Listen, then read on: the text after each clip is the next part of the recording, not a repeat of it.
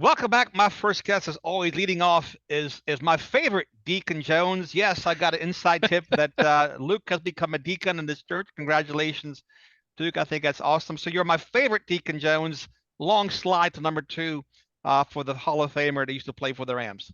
You know what? I would have to say, Dennis, you got to reverse that. I mean, Deacon No, no, Jones, one no, of no, the no. all-time greats, but I do But he was appreciate. all-time great at his field, and you're an all-time great in your field. So there you go. Well, I'll say this. I would still say Deacon Jones much, much, much better in his field than I am in mine. But I appreciate the sentiment nonetheless. Dennis, how are you, my friend? Well, my friend, but again, I digress. You're a real deacon though, and he was just deacon by name. You're a deacon indeed, and so we'll leave it at that. But lots to unpack this week, Luke, and what is a Super Bowl week should be a very fun matchup. Two teams that deserve to be there. I think they're the two best teams in the NFL, and I think there's a lot of intrigue, lots of storylines, right? No shortage of those.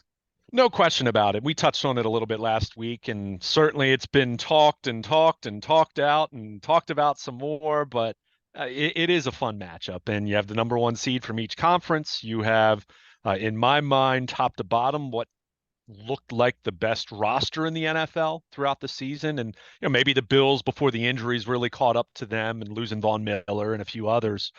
But Philadelphia with the roster that they have top to bottom, but Kansas City has Patrick Mahomes, who's going to be the MVP and is the best quarterback in football. And I don't think it's terribly close in terms of him and then whoever's number two, number three, number four, with no disrespect to that group, which includes Lamar Jackson when he's fully healthy. But so you have this matchup of what looks like a better roster, although I wouldn't say it's dramatically slanted towards Philadelphia in that way. I mean, you look at tight end, for example. Travis Kelce's the best tight end in football. Dallas Goedert's really good when he's healthy. Mhm. But you look at most of the other units on either side of the ball, and you're generally going to give Philadelphia the edge. But is it so dramatic to say then that Kansas City having the edge, with no disrespect to Jalen Hurts, but Patrick Mahomes being the very best, for me, it makes this a really compelling matchup. And I expect a good football game. I think one of the more critical elements is going to be Philadelphia's ability to run the football. And if Kansas City can contain that a little bit, slow it down a little bit. I mean, I think one thing that we talked about a lot about the Bengals as the year went on was their improved ability to run the football, but what they did against Buffalo, they couldn't carry over against Kansas City in the AFC Championship game. And I think that was one of the more understated points of the difference of that football game. It wasn't the only thing, but it certainly made a difference. So Philadelphia, it's we've talked about it a lot this year, Dennis. They're in some ways similar to what we talked about with the Ravens when they were at their best 2 or 3 years ago, in the sense of if you can slow down that running game, doesn't mean you're going to stop it. I don't think there is any stopping a running game like that in the same way that there hasn't been with the Ravens when they've been at their best. But if you can slow it down and put a little more pressure on Jalen Hurts in that passing game, and keep them, get them in some more third and long type situations. That's where you have a little more of a chance. So looking forward to the matchup. And if for no other reason, maybe that kickstarts, or maybe not kickstart, but finishes off this Ravens offensive coordinator search, as it's pretty apparent they're waiting until after the Super Bowl to see if they can at least talk to Eric Bieniemy. Maybe they want to talk to Brian Johnson, the Eagles quarterbacks coach, but we've just found ourselves in this holding pattern as it relates to the Ravens with offensive coordinator, and certainly waiting, trying to interpret every social media post, as I saw some fans doing on Wednesday night with Lamar Jackson, what colors he's wearing and holding a book bag and representing. Is he getting his bag? Is he signing? I mean, it just speaks to how I don't want to say ridiculous, because that means Yeah. that implies it's not important, but it does speak to the lengths that we've gone to try to interpret this whole thing. It's where I go back to something happened, please. Offensive coordinator search, something related to the contract. It's been very, very quiet on the Ravens front, which isn't a bad thing, to be clear, but at the very least, it seems like the Ravens brass is going to have their summit with Steve Bisciotti here in the coming days, and down in Florida. And not that there necessarily will be any new reported news to come from that, but certainly that's the big kind of summit to lay out what the offseason plans are going to look like. And in an offseason, that feels like it could go in many different directions for the Baltimore Ravens. Yeah, Luke, that 2019 squad, the Ravens, they could have used the A.J. Brown and Devontae Smith, and Yeah. perhaps we would have been singing a different tune after that season. They wouldn't have hurt their cause. They certainly would have helped their cause. But with Lamar Jackson, and you and I talked about it before we got on the air, with the quarterback situation being very much unsettled, that certainly doesn't help in terms of recruiting a top-notch coordinator, right? There's no stability there at this point, no guarantee. No saying that I thought about this. No saying that someone really wants to work with Lamar Jackson. There's no saying that someone really wants to work with an organization that hasn't hit on a wide receiver in years. There's a lot of more question marks than answers, Luke.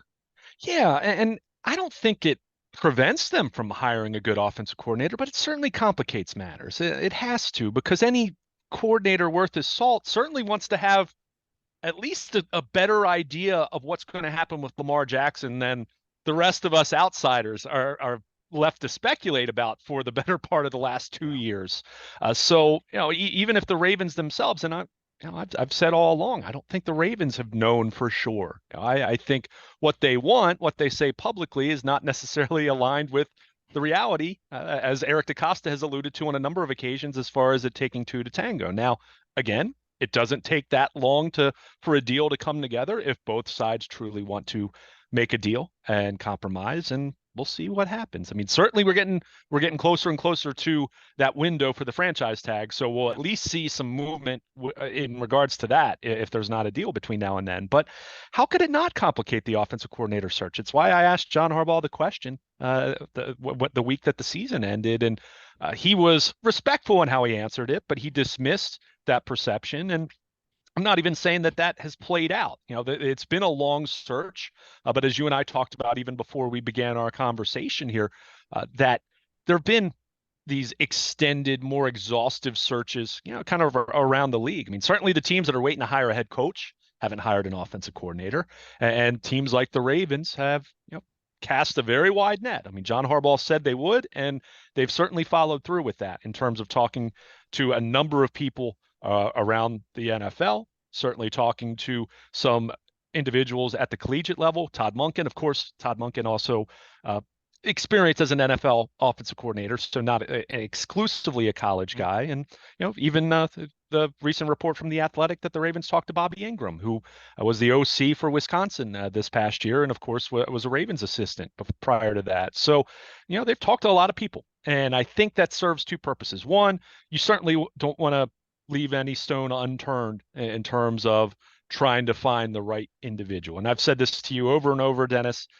Any of these hires, in the same way that when you're looking to hire new people to join the staff at Coons, there are many right answers in many cases, but you want to make sure you find a right answer. It doesn't have to be the perfect hire, but you want it to be a good hire. You want it to be the right hire. You want it to be someone who's a fit. So I think it's no different when you're talking about this.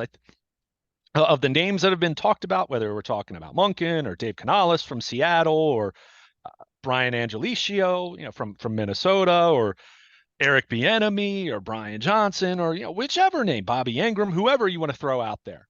I think you're casting a wide net. You're talking to individuals who might have a new perspective, even if it's someone you're not going to hire. Mm-hmm. They might have some ideas about your offense that you might be able to then apply with whoever the new person's going to be. So, from that standpoint, I'm not shocked that it's been a longer search. We talked about this a week or two ago, that this was always going to shape up to be the most exhaustive search they've done since hiring Gary Kubiak back in 2014, because, in the hires since then, they had either gone internally, or the one that wasn't internal was Mark Trestman, and that was not a good fit. That was a case where they jumped the gun, quite frankly, in terms of whether that was going to be a good fit or not. So, I think that's kind of where they are right now with taking their time with this. And at this point, you might as well wait until after the Super Bowl if you feel there are a couple individuals that might be the right hire for you, or if it comes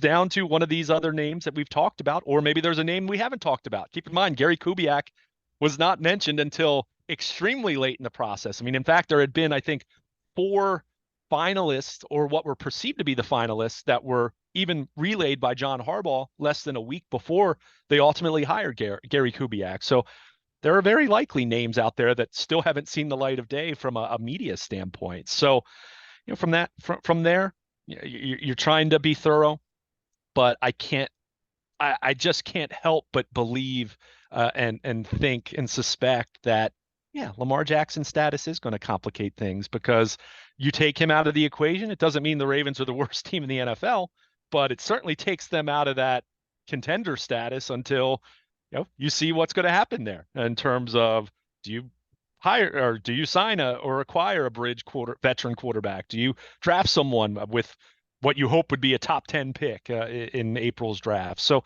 there's just so many moving parts, and it's tough to really say with any confidence, how it's going to play out until you get a little bit of clarity there. And I would think with this with this interview process, the first round was via Zoom, via video conference, which makes sense, especially in this day and age post COVID.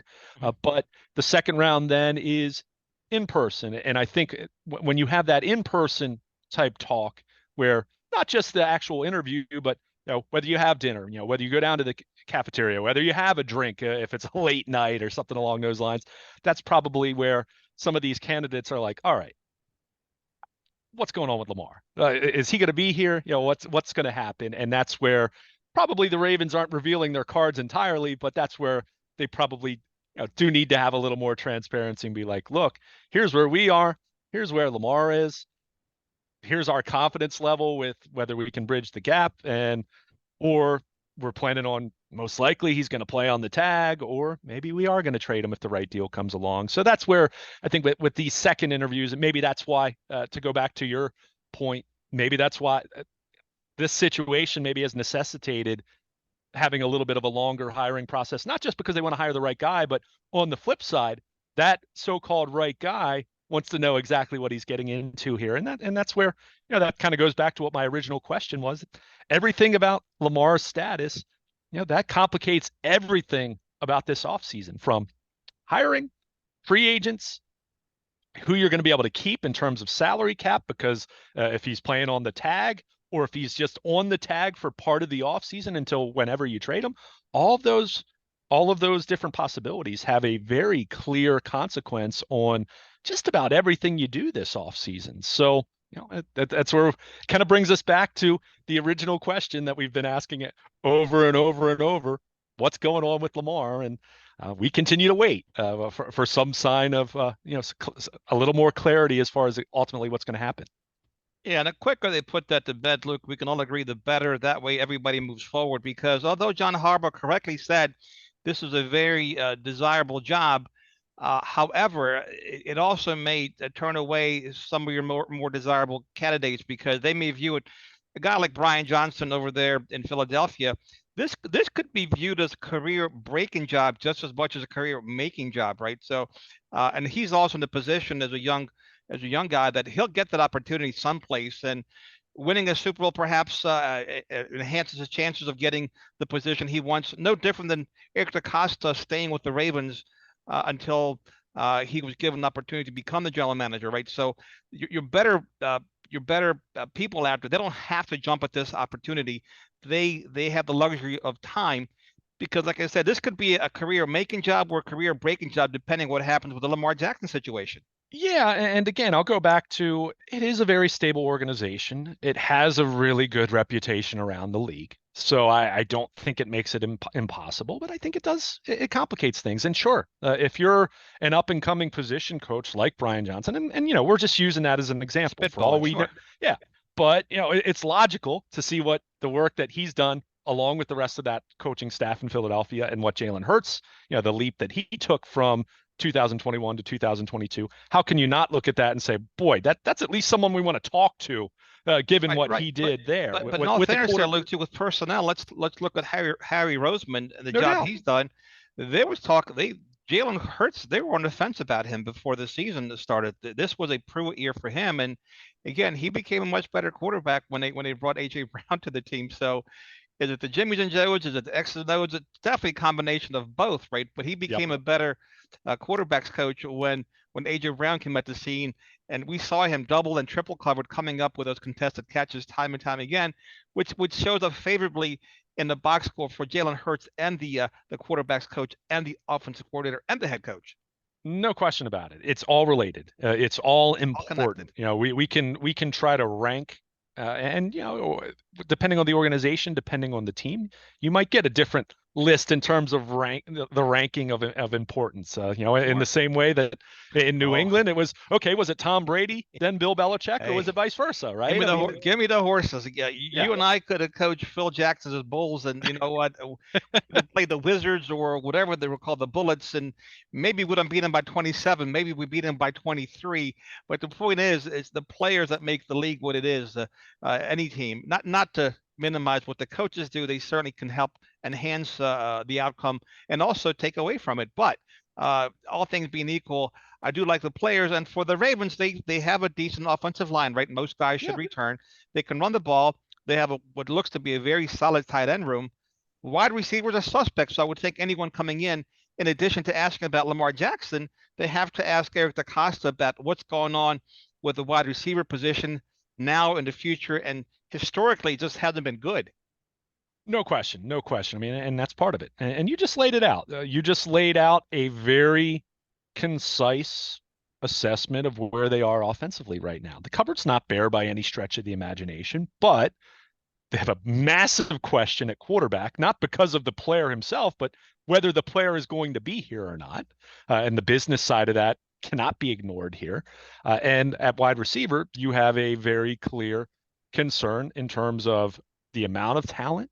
In the case of Rashad Bateman, there's talent, but the questions of availability and just a case of needing to be better there. So, yeah, for any coordinator, again, it doesn't disqualify the Ravens, but it complicates it. It muddies the waters a little bit. And to your point, especially when you're talking about someone who's already in a really good spot, it's one thing to talk about, uh, like for example, Justin Alton, the Denver offensive coordinator, under Hackett. I mean, that was a disastrous situation. How much of that was his fault? I mean, he didn't call plays until the last couple games of the season, and their offense was actually a little bit better. So, hey, that was a nice little nod for him. However, he's coming from a situation where he's not going to be back, and Sean Payton's there, and so he's, I don't want to say desperate, but he's not coming from a situation where he's comfortable because he was displaced, he was replaced.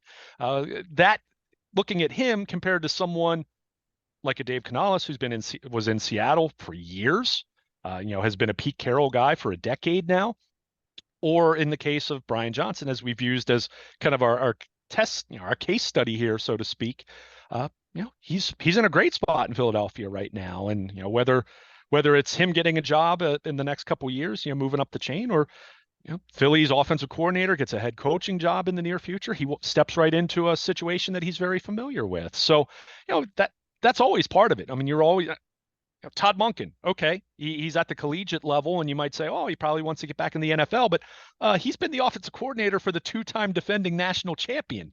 So he's getting compensated very handsomely at the college level for an offensive coordinator. So if you're him, you're not rushing into something unless you absolutely love the situation. So again, all these candidates, in the same way that we talk about the different scenarios for the Ravens, the different outcomes for the Ravens this offseason, all these candidates are at different places. They're different ages, different stages of their career, might be in a really good job right now, or maybe not. Maybe they're unemployed right now. I mean, that's just, that's the way it works. So, it's led to a longer search, and not terribly surprising. And again, at this point, you might as well see if you can at least have a conversation with an Eric Bieniemy, have a conversation with Brian Johnson, and they might tell you they're not interested. And after a short amount of time, and that's fine. That's not a knock. It's just the way it works. So, ultimately, you would assume this is winding down because you do want to have your offensive coordinator in place. Even if there's the uncertainty remains with Lamar, you can't just wait all off season to hire an OC. So we're going to see that come to a resolution. But as you pointed out, a few minutes ago, there are lots of teams that are still waiting to fill those roles. So, and you don't get the sense that the Ravens have really necessarily missed out on someone that they really had a great chance to hire. Typically, you have a conversation and someone decides to stay put, or they go somewhere else, whatever it might be. Doesn't feel like the Ravens have missed out on their top 2 or 3 guys, hypothetically, whoever they might have been. And the other piece of it is this, Luke. Eric DaCosta acknowledges he's got to get the wide receiver room better. If they sign Lamar Jackson long term, let's say it goes through, he's going to be up against that salary cap. 5 draft picks heading into this year's draft class. Not enough money on a cupboard. So what will they do at the wide receiver position? That's what I keep going back to. They have a Yeah. need at cornerback, right? You got to get a corner in there with a high pick, I would think. Wide receivers got to be up there still. They have some holes. Yeah, and that's what this is the nature of the beast when you're talking about the fact that whether you sign Lamar or he plays on the tag, the days of Lamar only have costing a couple $1 million He's on your cap are gone. he's So not playing on the tag, Luke. I can't see a scenario. I know he's a different cat. I know he played right. for 23 million. I can't see him setting foot at training camp on the tag. I think I can't see him doing it again. He did it once. Yeah, He shouldn't have done it the first time. To be frank with you, he really right. shouldn't have. Well, and just to be thorough, I mean, it wasn't the tag; it was the 5th-year option. But your The point fifth year is well option taken. again. But Yeah, if you and I sure, were his sure, agent, if you and I were his agents, right? I mean, sure. when he went down to the Denver game, I held my breath. I thought, my God, did he tear all 3 ligaments in his knee? Yeah, Because had he done so, he'd have been done at that point, Luke. So yeah. for his own good, if you and I were his agents, right? If it was Colossus and Jones, Right. he wouldn't have set foot in camp without a contract. Now, if he wanted a guaranteed contract still, probably wouldn't Well, showed up at that's all year long. But my point is, he has to.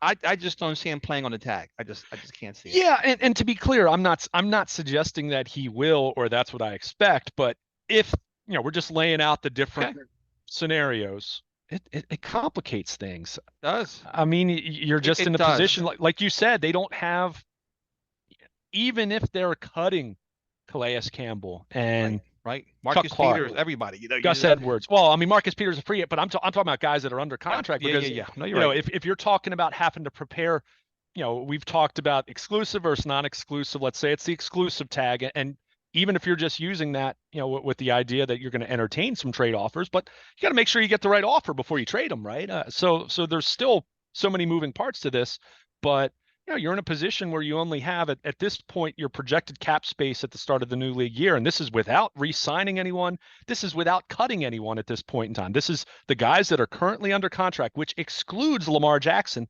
They're at about $28 million of cap space. Yeah. The non-exclusive tag number is at what, $32 million. So you're already Yeah. over You're there. done. So You're done. you Yeah, I you mean have to. they're in better shape if they tag and trade him in terms of draft capital, Oh, keeping that sure. window open, etc. Right? So they are, but that's the good problem to have when you have a good quarterback, when you have a franchise quarterback. You can't get around that.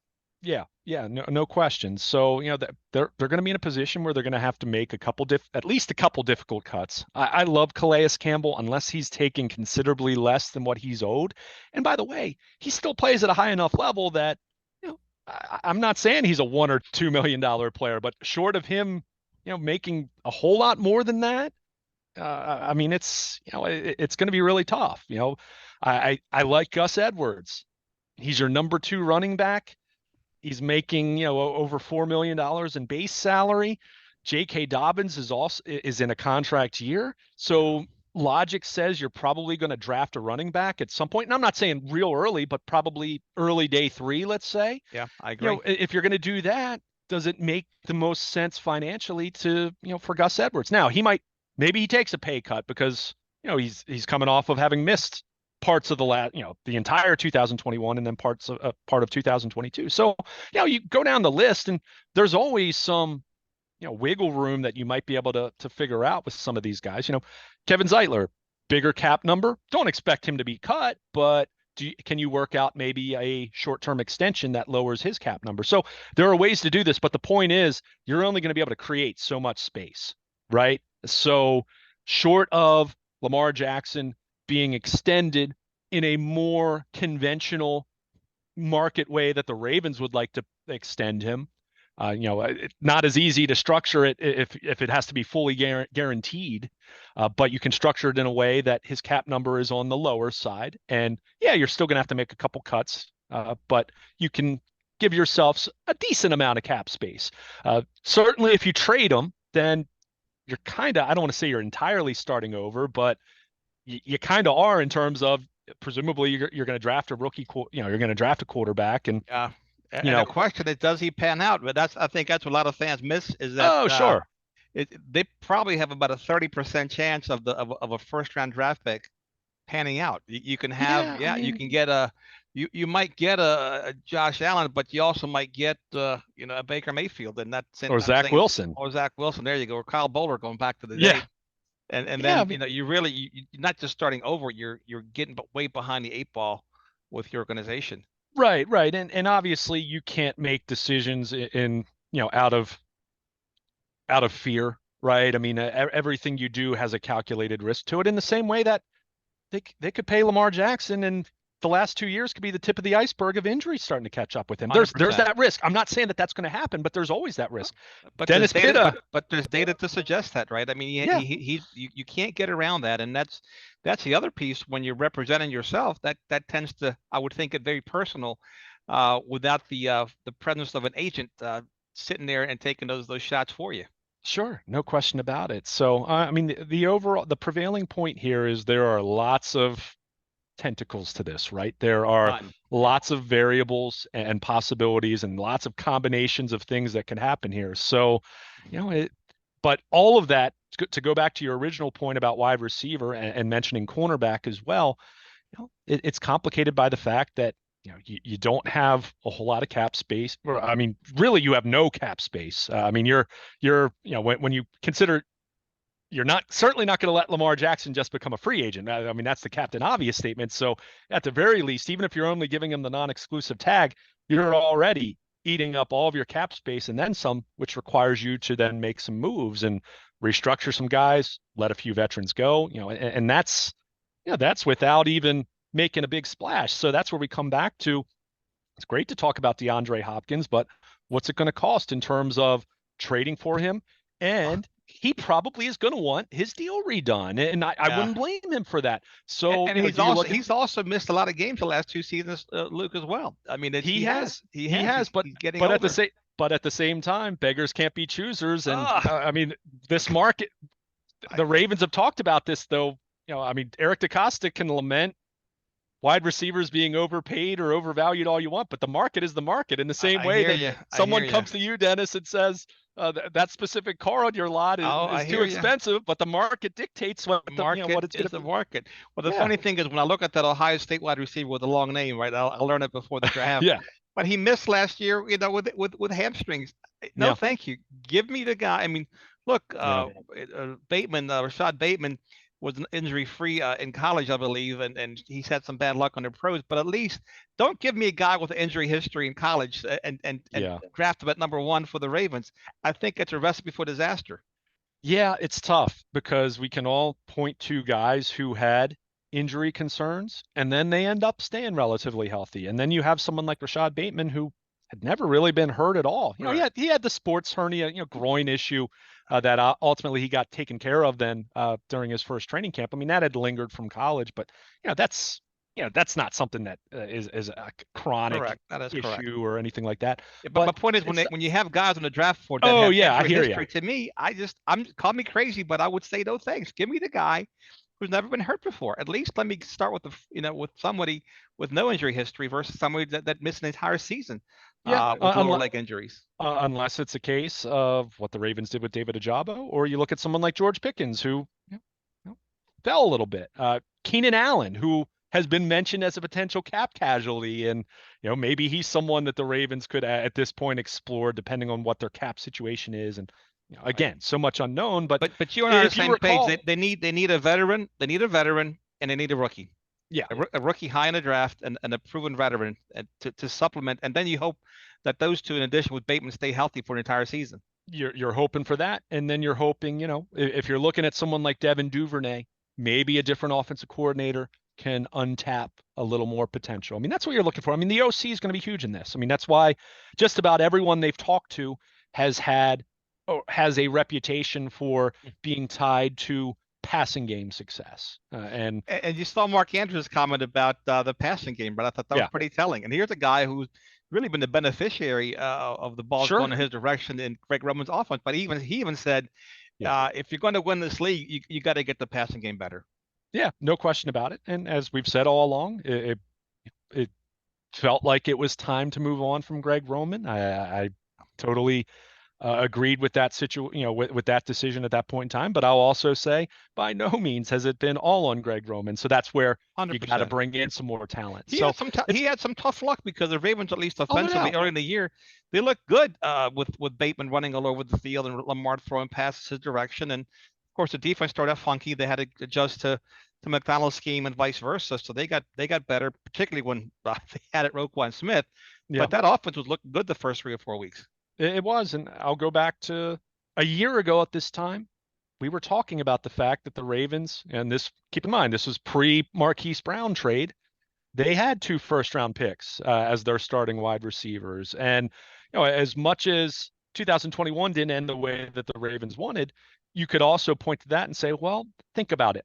Bateman was hurt at the beginning of the year, took him some time to get acclimated. Then Lamar's hurt at the end of the year. Marquise Brown was not as productive the second half of the year. And then, we can get into all the different reasons why that might have been the case. But the overall point was you wanted to see what a healthy Lamar Jackson looked like with a full year of Rashad Bateman and Marquise Brown. Now, the Ravens traded Marquise Brown then because he wanted out, and that's fine. I mean, we talked about it, but, they never replaced him, and that ultimately hurt them. And then they were completely done from a passing game standpoint the moment that Rashad Bateman went down. So, again, I'm not trying to rehash it because we've beaten that to death at this point, but it does again speak to you need to have enough talent. And Mark Andrews made the point at the Super Bowl this week that if you're not able to throw and throw at a high level, and that doesn't mean throw every play, but it means when you do it, you can do it very well, which the Ravens were on their way to doing that back in 2019 and even early in the season this year, as you pointed out. The first 3 weeks of the season, Lamar Jackson had 10 touchdown passes, but they didn't sustain it. So that's the point. But you need to be highly efficient with your passing game. Doesn't mean you have to lead the league. Doesn't mean you have to throw for 300 plus yards a game. But when it comes down to it, when you have to throw the football, when you need to throw the football, when you're in whether it's a 2-minute situation or you are down 10 points, as much as that narrative I think has been overblown a little bit, because most teams aren't good when they're playing from behind. Now, teams are better than others when they're playing from behind, but no one wants to play from behind.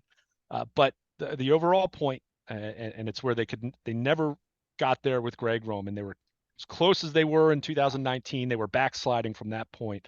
That when you have to throw the football, yeah, you need to be able to do it. Like when you're in that position where you need to do it, it's got to be there for you. And the Ravens have not been in that position nearly enough. When they've needed to throw the football, more often than not, they've come up short. And, the blame goes across the board, and including Lamar Jackson needing to be bigger in certain spots, better in certain spots. But, it comes back to how do they get there? Lamar's the first domino, obviously, the most, not even a domino. He's the overall, he's the show, right? I mean, in the same way that Josh Allen is in Buffalo and Patrick Mahomes is in Kansas City and Jalen Hurts is in Philadelphia. But, beyond that, getting an offensive coordinator that can modernize this passing attack, make it much more refined and sophisticated while still hoping that you keep it tied to your running game, because I don't think anyone, even those like me who've complained a lot about the passing game and talking about it needing to be better, have never said that I want that to mean that they just abandon what they do as a running, as a running team. I want them to be a fantastic play action and RPO team in the way that Philadelphia has been. That's what I envision for the Ravens. So, but you want to have that. You want to have this coordinator be able to tie it in to the running game. You don't want to lose that. That's why I like the fact that they're taking a long look at this, because one of the worst, I made mention of this, when they went from Gary Kubiak, who went to Denver. I mean, there's nothing the Ravens did there. That was his dream job. That was the one head coaching job he would actually take, at least according to him at that time. I mean, who knows? But they went from him and that fantastic outside stretch and zone blocking and that Kubiak Shanahan offense that continues to now Kyle Shanahan has been able to breathe so much new life and principles that his dad and Kubiak used, but you had that, and then you went to Mark Trestman, and that running game completely. Justin Yeah. Forsett was 1,000-yard, 1,000+ yard rusher in 2014. Wasn't that in 2015? That offensive line was a shell of what it had done the previous year because there's secret sauce involved there. So that's where I say, better get this right because you want to, you want to be more dynamic from a passing standpoint, but if you lose that magic from a running game standpoint, and look, there's no one better than Greg Roman, and that's not to say that that's me advocating that they should have kept Greg Roman, but you have to at least acknowledge it. There is no one better when it comes to a running game than Greg Roman in this day and age. So you're long story short of what I'm trying to convey here, you want to find that proper balance, and that doesn't mean And a 50. you also need that capability to come back, Luke. We saw the Ravens Yeah, blow multiple sure. 10-point leads, right? Double-digit leads, but we also seen teams come back from 20 and 27 and 30 points, which is unheard of. But it just goes to show you that the league is evolving, it's changing, it's becoming more and more, Yep. in my opinion, an arena football type of league. Not that there's anything wrong with that, but it does lend itself to some historic comebacks. And in a league where if you're down by 17 or 20 points heading into the fourth quarter, you still have a chance to pull out a victory. Yeah, it feels more and more like the NBA in that way, right? I mean, it's And just it's okay, and I'm okay with. Look, I'm fine with yeah, it, right? But my point is, the Ravens, as constructed, weren't. We knew that had they gotten in the hole, it would have been very difficult for them to yeah, be able to come back. It just yeah, down by 10 points to the Ravens just seemed like an insurmountable lead. Down by 7 points seemed like it was a tall mountain to climb. yeah. And I mean, Lamar Jackson had come back on a couple occasions in 2021. We can all think back to that Indianapolis game, but yeah, in 2022, yeah, they No, didn't have the horses. I mean, they just didn't. When Bateman went down, I mean, it was just. We talked about it all year. They had number 3, 4, and 5 wide receivers on the field every play. and So you and I talked about it in a preseason, right? They never replaced Hollywood Brown, and that yep, you got to have depth because you can't just have one guy, one yeah, go-to guy at those positions. You need multiple. You look at the and I love what they've done with their tight end room, for instance. yeah. They have some quality depth in that room, and they didn't have the same thing at wide receiver. And it's a league. It is a passing league. Yes, you have to run the ball, right? That'll never go away, but you have to be able to be dynamic and explosive. And if you get the ball back, you're down by 7 or with 45 seconds left, you want to feel like you have a shot to move the ball down the field and be able to tie the game again.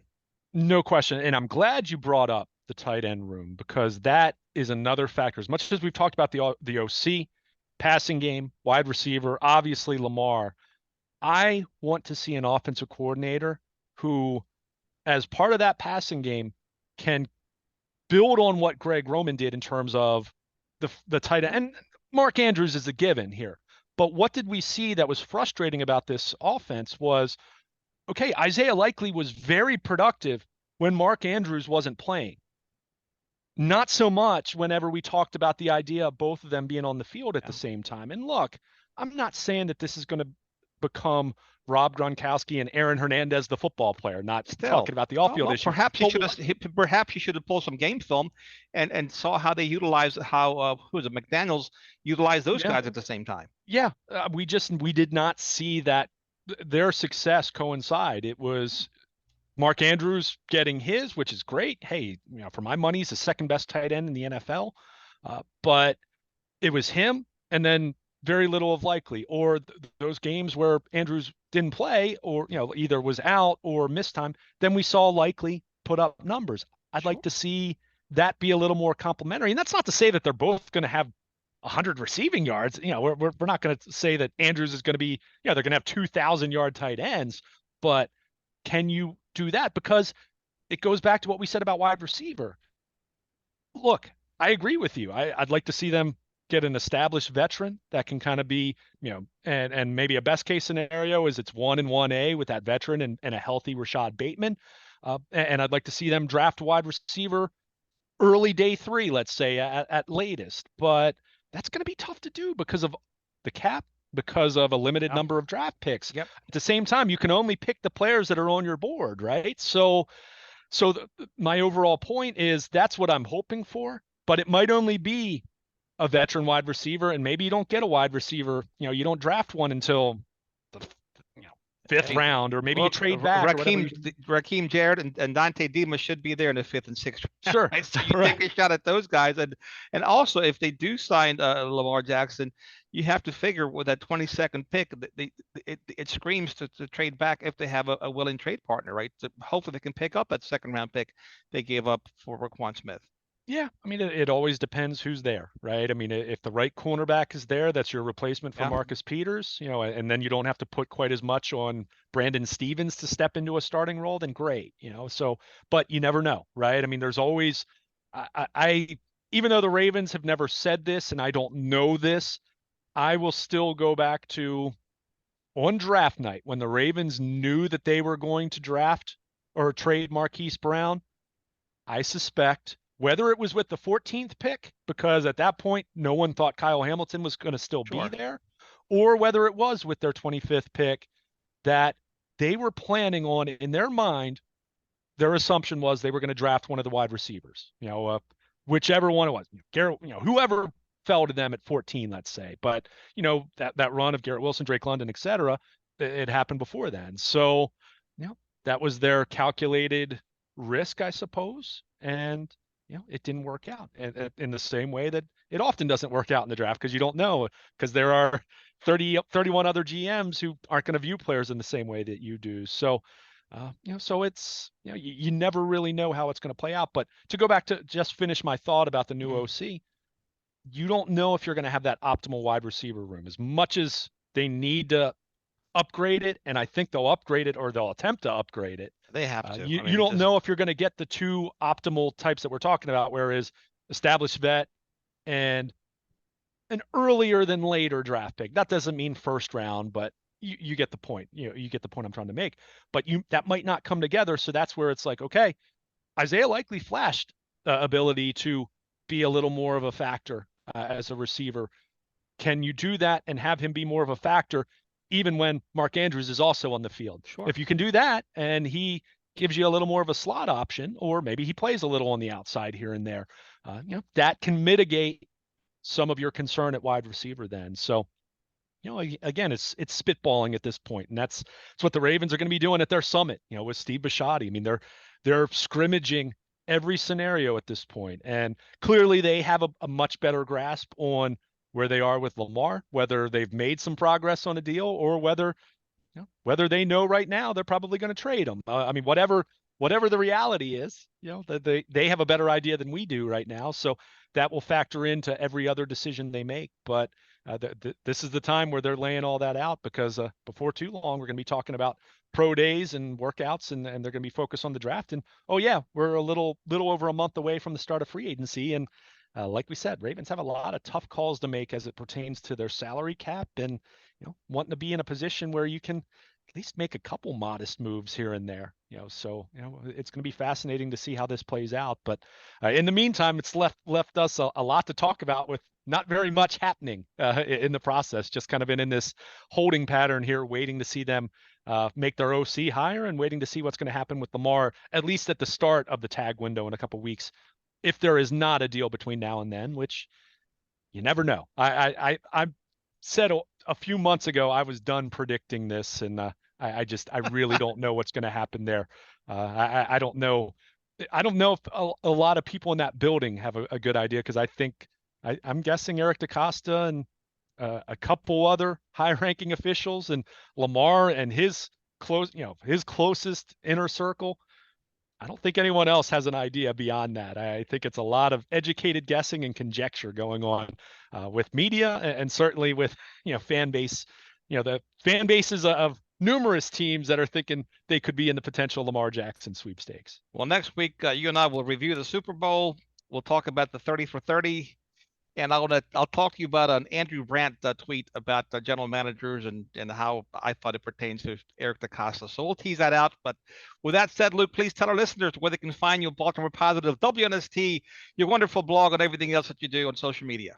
Absolutely. I encourage everyone to follow us on Twitter at WNST. You can follow me personally at Baltimore Luke.